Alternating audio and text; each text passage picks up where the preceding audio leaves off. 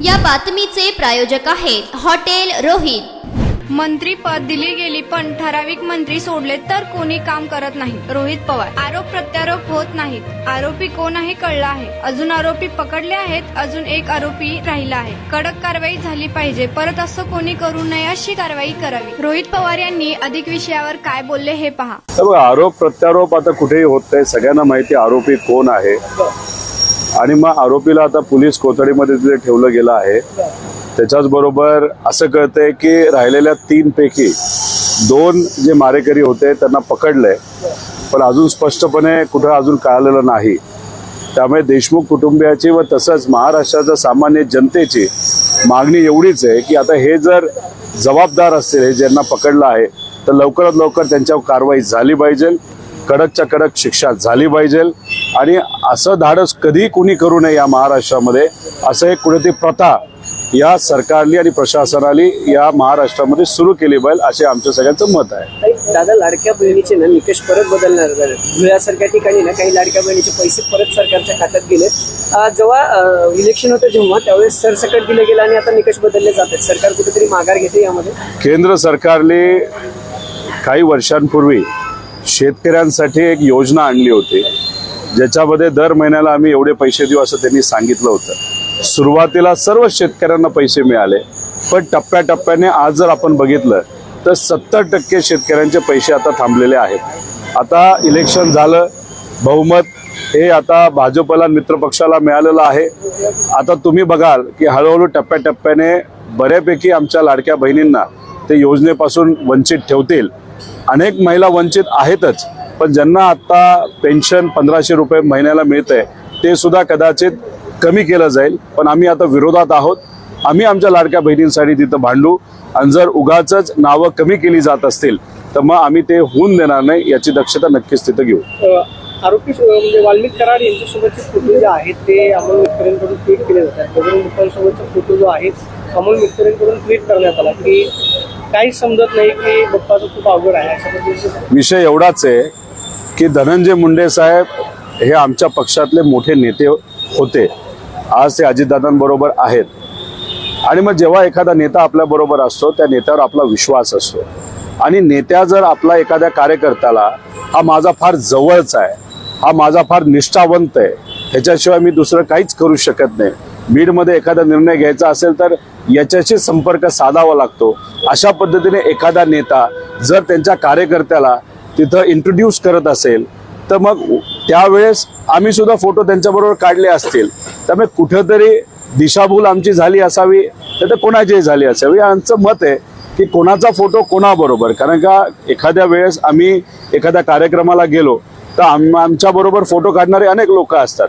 Narendra Modi साहेबांबरोबर photo काढणारे अनेक लोक आहेत जे आज वेगळ्या एरियामध्ये काम करतात, पण मोदी साहेबांना ते माहीत नव्हतं। तसंच देवेंद्र फडणवीस साहेबांचं, पवार साहेबांचं, आमचं।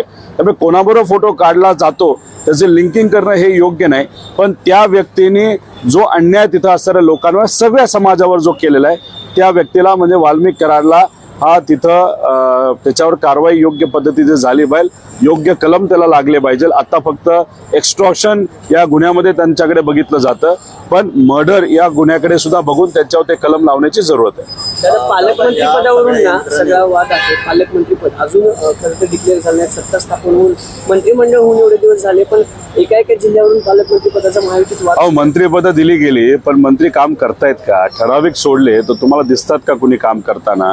बरेच मंत्री नाराज आहेत की तुम्ही आम्हाला मंत्री केलं, कॅबिनेट मंत्री दिलं, राज्यमंत्री केलं, पण निधी नसणाऱ्या खात्याचं तुम्ही आम्हाला मंत्रिपद कशाला दिलं? आता मग निधी असणाऱ्या खात्याचं मंत्रिपद तुम्हाला पाहिजे कशासाठी होतं? पैसे खाण्यासाठी होतं का कशासाठी होतं हे सुद्धा मंत्र्यांनी ते सांगावं। आता त्यात मंत्री नाराज, त्याच्याचबरोबर आता आम्हाला या जिल्ह्याचं पालकमंत्रीपद असावं, कारण का इथं निधी मोठा आहे, 600 कोटीचं बजेट आहे, 500 कोटीचं बजेट आहे, 300 कोटीचं बजेट आहे। म्हणजे बजेट बघून बऱ्याच लोकांना तिथं पालकमंत्री व्हायचंय, म्हणजे काय गडबड चालली हे माहित नाही। म्हणजे तुम्हाला महाराष्ट्रातल्या जनतेली, ठीक आहे त्याच्यामध्ये ईव्हीएम वगैरे हे विषय आहेत, पण महाराष्ट्राच्या जनतेली तुम्हाला 222 पेक्षा जास्त आमदार निवडून दिले आणि त्याच्यात आज खऱ्या अर्थाने राज्याला सुरळीत दिशेने आणि सकारात्मक दिशेने घेऊन जाण्याऐवजी तुम्ही आज भांडत बसलेला आहात।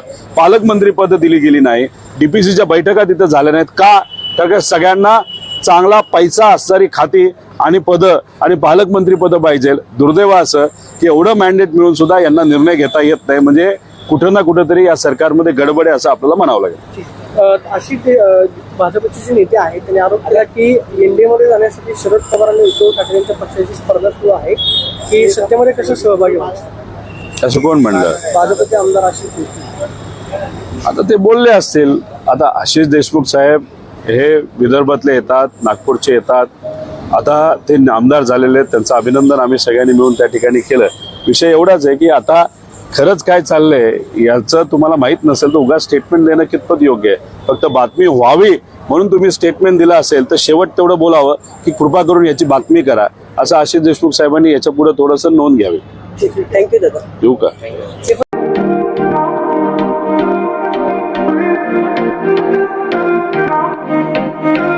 सोलापुरात व्हेज नॉन व्हेज जेवण मिळण्याचं एकमेव ठिकाण हॉटेल रोहित. चवीला टेस्ट हॉटेल रोहितचे जेवण बेस्ट. बर्थडे पार्टी, कार्यक्रम, विविध पार्टींचे ऑर्डर्स ही स्वीकारले जातील. ग्राहकांसाठी खास पार्सलची सोय. आमचा पत्ता हॉटेल रोहित, दास रस्ता अपोजिट कारीगर पेट्रोल पंप, सोलापूर.